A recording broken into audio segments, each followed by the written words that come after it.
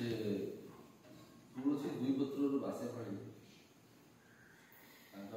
प्रतिभा पिला जना पड़ा प्रतिभा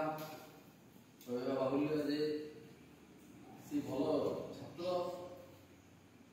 मतलब उत्तम चरित्र अच्छे निज चरित्र विषय गुरुत्व देते तुम पढ़ी सब निज चरित्र को जगुले मिथ्या से मिथ्यार प्रसाद करते सत्यवादी और सत्यनिष्ठ प्रति सत्यनिष्ठ थे से सत्य